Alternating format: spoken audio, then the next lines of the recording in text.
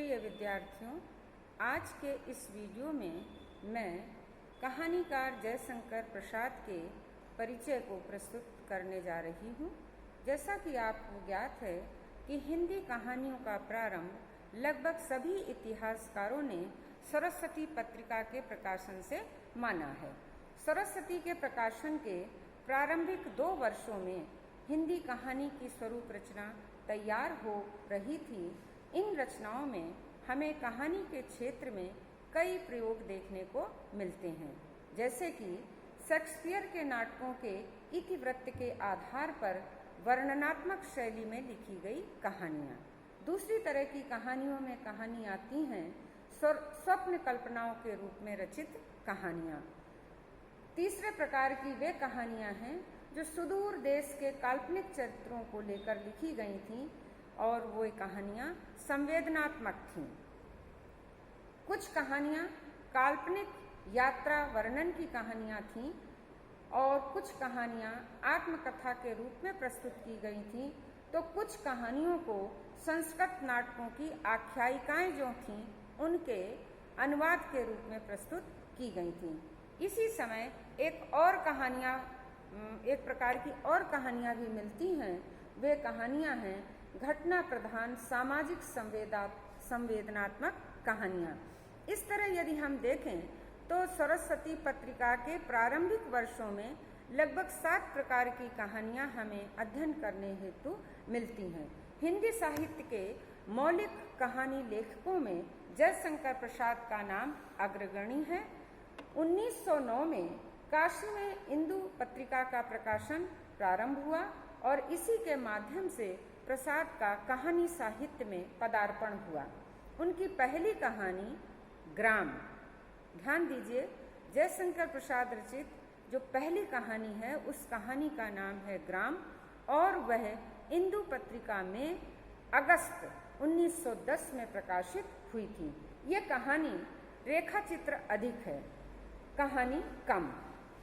प्रसाद जी की प्रारंभिक महत्वपूर्ण कहानियां हैं आग, चंदा, गुलाम, चित्तौड़ उद्धार आदि, जो इंदु पत्रिका के प्रारंभिक वर्षों में प्रकाशित हुई थीं। 1912 में प्रसाद जी का पहला कहानी संकलन छाया शीर्षक से प्रकाशित हुआ। इस संकलन में ग्राम, चंदा, रसिया बालम, मदन मृणालिनी एवं तानसेन शीर्षक कुल 5 कहानियां हैं।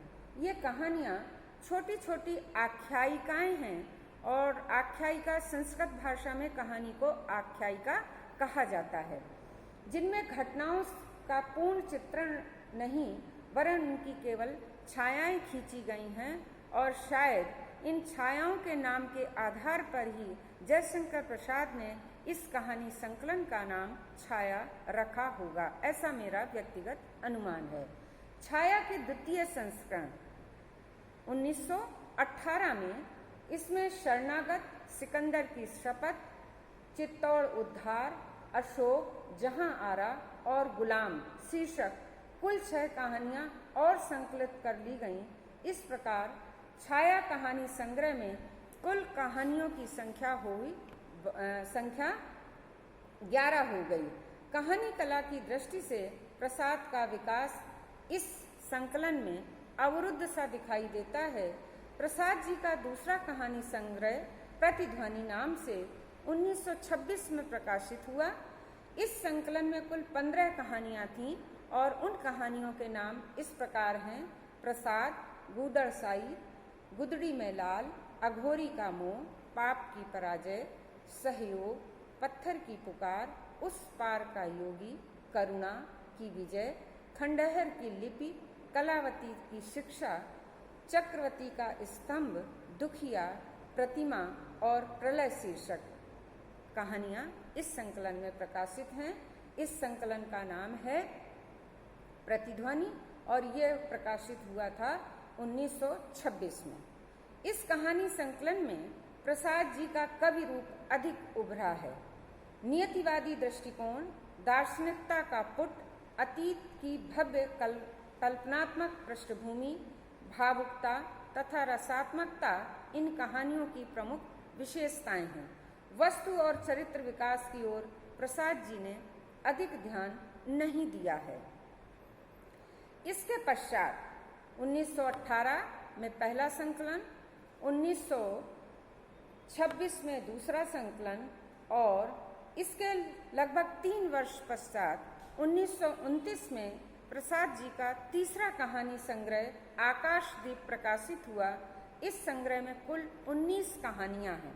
आकाशदीप, ममता, स्वर्ग के खंडहर में, सुनहरा सांप, हिमालय का पथिक, भिखारिन, प्रतिध्वनि, कला, देवदासी, समुद्र संतरण, बैरागी, बंजारा, चूड़ीवाला, अपराधी, प्रणय चिन्ह, रूप की छाया, ज्योतिषमती, रमला और बिसाती, इन शीर्षकों से संबंधित कहानियां इस संकलन में प्रकाशित हैं।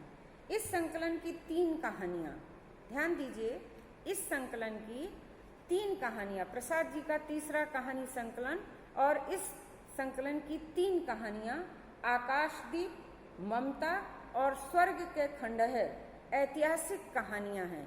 इनमें भी ममता और आकाशदीप नाम की कहानियां BA से लेकर MA तक के पाठ्यक्रम में कहीं ना कहीं आवश्यक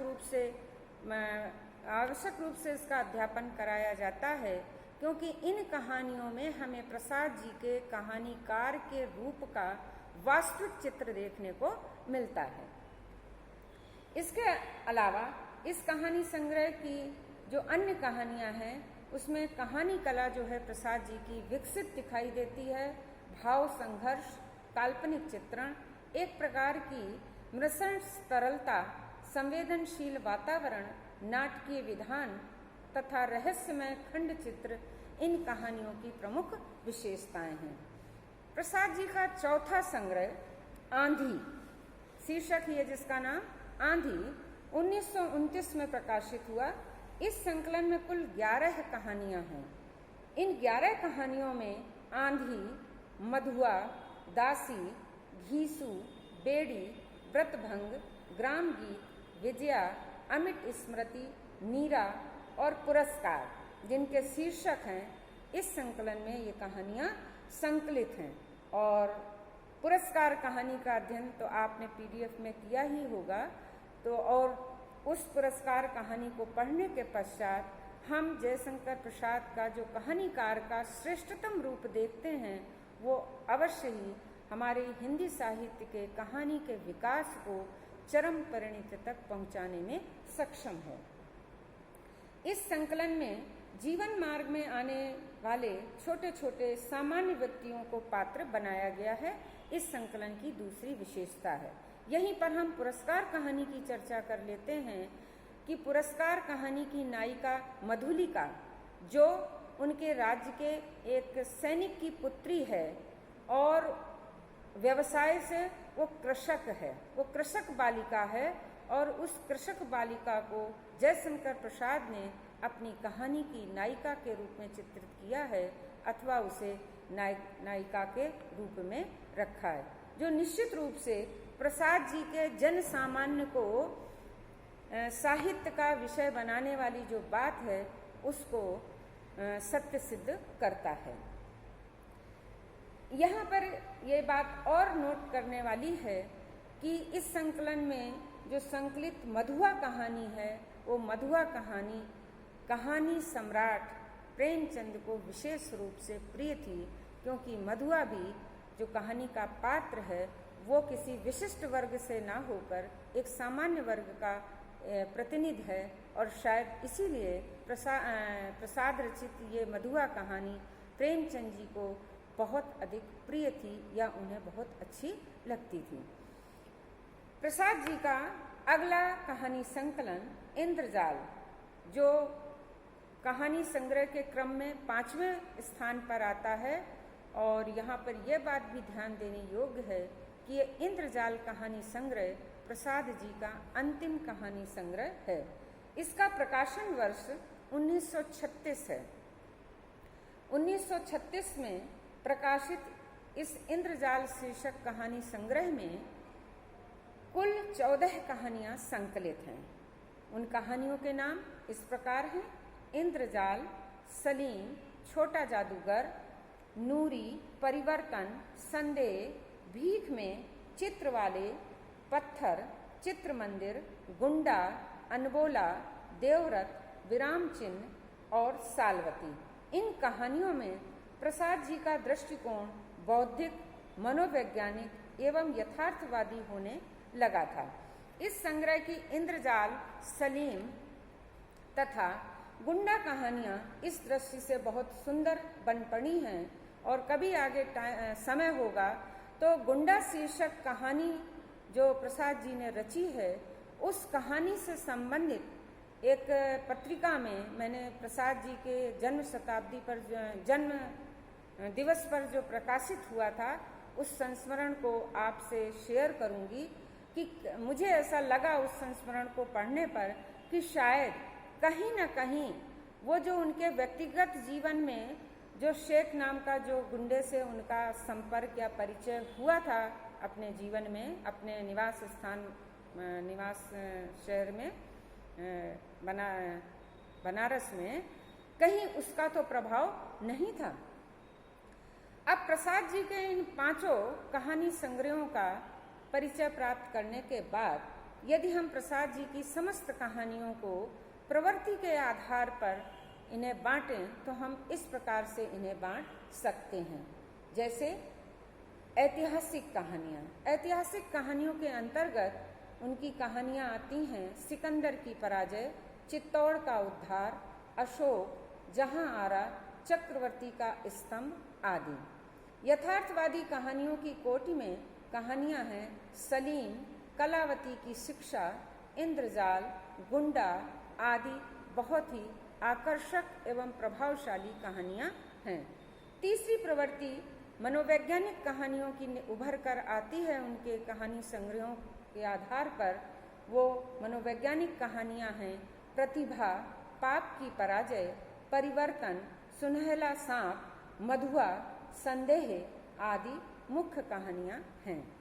रोमांटिक या स्वच्छंदतावादी कहानियों में जो कहानियाँ ली जाती हैं या जिनका हम उस शीर्षक के अंतर्गत अध्ययन करते हैं, वो कहानियाँ हैं रसिया बालम, मदन मृणालिनी, बंजारा, आकाशदीप, चंदा और पुरस्कार। इस पुरस्कार कहानी का अगले वीडियो में हम विस्तृत रूप से अध्ययन करेंगे।